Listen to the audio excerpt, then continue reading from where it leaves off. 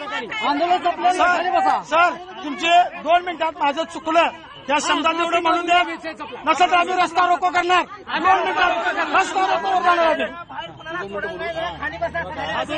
त्या पद्धतीने अडवताना जर ऐकून घ्या, जर माझ्या कर्मचाऱ्यांची चूक झाली असेल तर मी तुमची सर्वांची पोलीस स्टेशनचा प्रभारी करून मी तुमची सर्वांची जाहीर माफी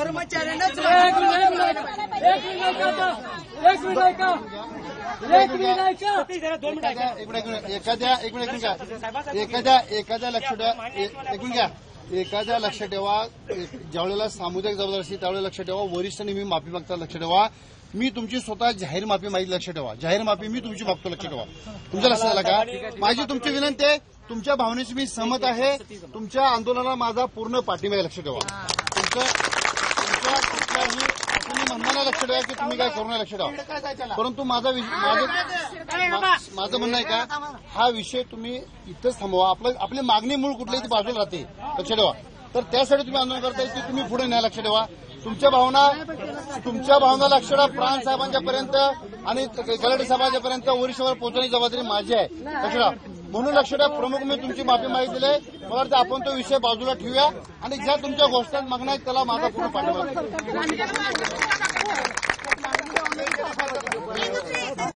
जो काही परवा भ्याड हल्ला केला, त्या गावगुंडाने हल्ला केला, त्या गावगुंडांना तात्काळ अटक करावी आणि सदर प्रकरणाची सीआयडी चौकशी करावी.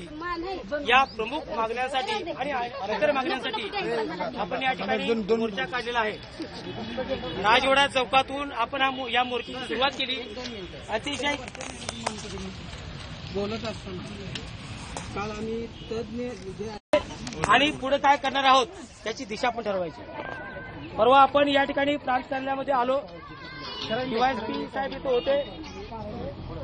हॅलो, तिथे उपविभागीय पोलीस अधिकारी, उपविभागीय अधिकारी ज्याला आपण प्रांत म्हणतो, प्रांताधिकारी होते.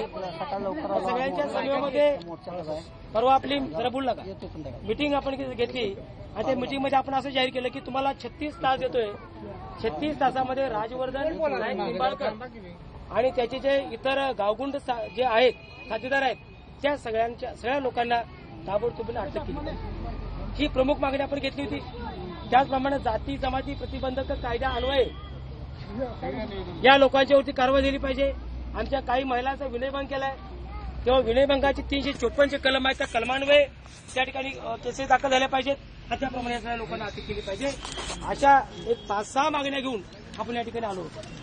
त्याप्रमाणे त्यांनी आम्हाला सांगितलं की अॅट्रॉसिटी ऍक्ट लागू केलेला आहे, पण तो अॅट्रॉसिटी ऍक्ट कुठं झालंय लूज केलेला आहे. त्याच्यामध्ये अबकड असे काही सेक्शन आहेत, तर ती सेक्शन यामध्ये लावलेली नाही. जाती जमाती प्रतिबंधक कायदा लावला, परंतु ते सेक्शन जे लागायला पाहिजे होतं ते सेक्शन लागलेलं नाही. एक म्हणजे आमचा एक कार्यकर्ता आपला सांगली सिव्हिल हॉस्पिटलमध्ये गंभीर जखमी आहे. ज्यावेळेला तो गंभीर जखमी झाला आणि ज्यावेळेला तलवारीचा त्या ठिकाणी वापर केला, त्याच वेळेला 307 हे कलम लागायला पाहिजे होतं. आपली समजूत कशी काढली त्यांनी, आम्ही 324 दाखल केले आणि दवाखान्यात सर्टिफिकेट आलं की आम्ही 307 दाखल करतो. तर तसं नसतंय. ज्यावेळेला धारदार शस्त्राचा वापर झालेला असतो त्याच वेळेला 307 हे कलम लागायलाच पाहिजे, ते यांनी लावलेलं नाही. म्हणजे या सगळ्या गोष्टींचा विचार जर केला तर पोलीस खातं हे गावगुंडांच्या पाठीशी आहे हे या ठिकाणी सिद्ध होतं. तेव्हा आता या ठिकाणी आपला धनी कोण नाही असं 5 मिनिटं समजूया. आपणच आपलं धनी, आपणच आपलं मालक. इथलं जे प्रशासन असेल, इथली काय पोलीस यंत्रणा असेल किंवा इथलं जे शासन असेल, या शासनाच्या विरोधात आपण लढ्याचं रणशिंग फुंकलेलं आहे. जोपर्यंत न्याय मिळत नाही तोपर्यंत इथून आपण हलायचं नाही, अशा पद्धतीची भूमिका घ्यायची का?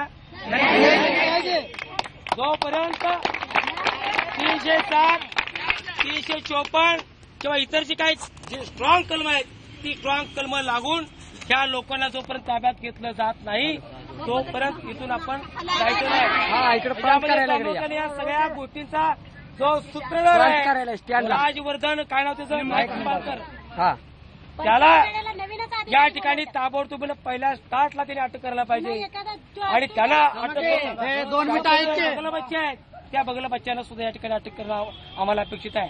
त्याला तुम्ही बाजूला ठेवता, त्याच्याकडून तुम्ही पैसे खाता, राजकीय दबाव तंत्राचा अवलंब करता आणि मागासवर्गीयांच्या घरावरती वरवंटा फिरवता किंवा बुलडोजर फिरवता, ही तुमची प्रवृत्ती दलित महासंघ किंवा दलित समाज विकास परिषद किंवा तुमचं डीपीआय कदापि सहन करणार नाही, हा इशारा देण्यासाठी आपण या ठिकाणी आलो.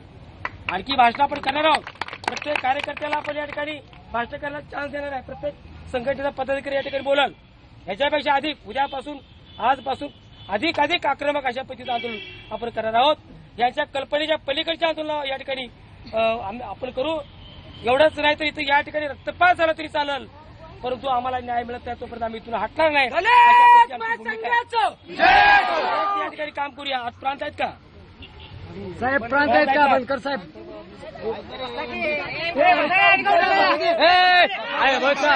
आता इथं आपण शांततेच्या मार्गाने आपण आलोय. एक 5-10 लोकांचं एक शिष्टमंडळ आत जाईल. तोपर्यंत तुम्ही जागा सोडायची नाही. फक्त उन्हात जरा सावलीला बसा. साहेबांना आपण विनंती करू की साहेब आतल्या बाजूला सावली आहे, आमची माणसं शांतपणे तिथं बसतील. विनंती करू तुमचे हे जे काय आहे बाजूला ते काढा. आम्ही आत बसूया.